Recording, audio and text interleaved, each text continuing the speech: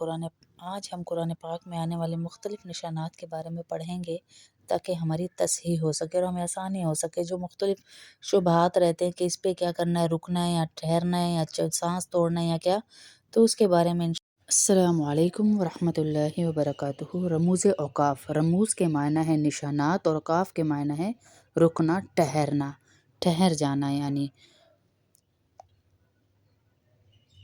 رکنا یا ٹھہرنا، ان دونوں کے معنی یوں آتے ہیں۔ رموز اوقاف قرآن مجید میں پائے جانے والے وہ نشانات ہیں جو قرآن مجید میں مختلف مقامات پر پائے جاتے ہیں، جو کہ ان لوگوں کی آسانی کے لیے ڈالے گئے ہیں، رکھے گئے ہیں کہ جن کی زبان عربی نہیں ہے، انہیں پتہ چل جائے کہ کون سی بات کہاں ٹھہر کے جیسے کوما ہے، فل سٹاپ ہے، ڈیش ہے، یہ ساری چیزیں اسی حساب سے ڈالی گئی ہیں۔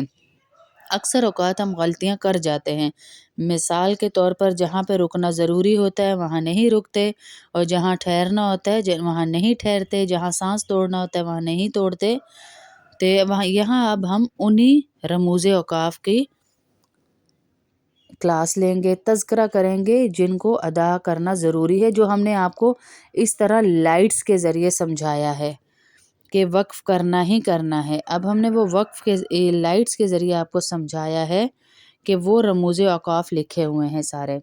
طاع کا مطلب ہے اگر کہیں آ جائے تو کہیں ہمیں آ جائیے تو ہمیں وقف کرنا لازم ہے، جیسے علی اللہ کذبا اولئک یعرضون علی، میم پر بھی وقف لازم ہے، ضرور کرنا ہوتا ہے۔ کان لہم من دون اللہ من اولیاء، اس پہ بھی وقف کرنا لازم ہے۔ کف کا مطلب ہے وقف کرنا لازمی ہے۔ یہ ابھی آپ کو لال لائٹ اس لیے نظر آ رہی ہے، یعنی سٹاپ ہو جانا ہے آپ یہاں پہ۔ الف لام را تلک آیات الکتاب المبین۔ اب اگلا دیکھیے، جیسے معان کا، یہ تین جو ڈاٹ ڈلے ہوئے ہیں یہ دو جگہ ایک ساتھ آتے ہیں، تین نقطے۔ اس کو پڑھنے کا طریقہ یہ ہے کہ جب بھی یہ ایک ساتھ آئیں تو ایک معانقہ پر لازمی وقف کرنا ہوتا ہے۔ اب آپ کی مرضی ہے کہ پہلے والے پہ وقف کر لیں یا دوسرے والے پہ، جیسے فار ایگزامپل انت ولا قومک من قبل ھذا فاصبر ان العاقبۃ للمتقین۔ وہ رموز اوقاف جو دوران تلاوت آئیں تو ان پر سانس نہیں توڑنی چاہیے، صرف آواز تھوڑی دیر کے لیے روک دی جاتی ہے، ان کو سکتہ کہتے ہیں۔ جیسے کسی بات پہ سکتہ ہو جاتا ہے نا، ایک دم ہم سٹاپ ہو جاتے، بالکل سانس نہیں توڑیں گے لیکن سکتہ ہو جائے گا۔ ھذا واستغفری، ھذا واستغفری، وقفہ یہ لمبے سکتے کی علامت ہے۔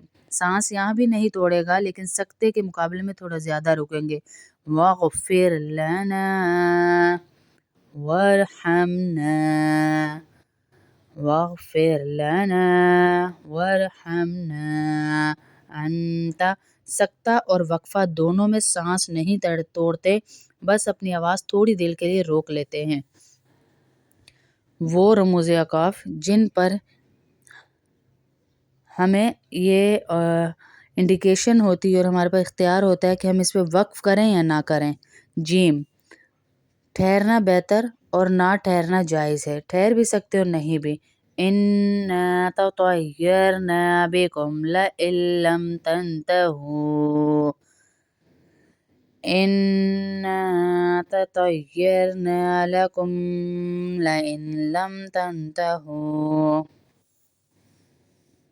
نہیں بھی رک سکتے اور رک بھی سکتے ہیں۔ زا کہاں آتا ہے؟ دوران تلاوت اگر زا آ جائے تو اس پر نہ ٹھہرنا بہتر ہے، جیسے نوحا الی قومہ انی لکم نذیر مبین۔ اگر صاد آ جائے دوران تلاوت تو اس پر بھی نہ ٹھہرنا بہتر ہے، جس طرح فی الارض حیران لہ اصحاب یدعونہ، دوران تلاوت اگر قاف آ جائے تو اس پہ بھی نہ ٹھہرنا بہتر ہے، جیسے ان اقول ما لیس لی بحق ان کنت صلی یا صل۔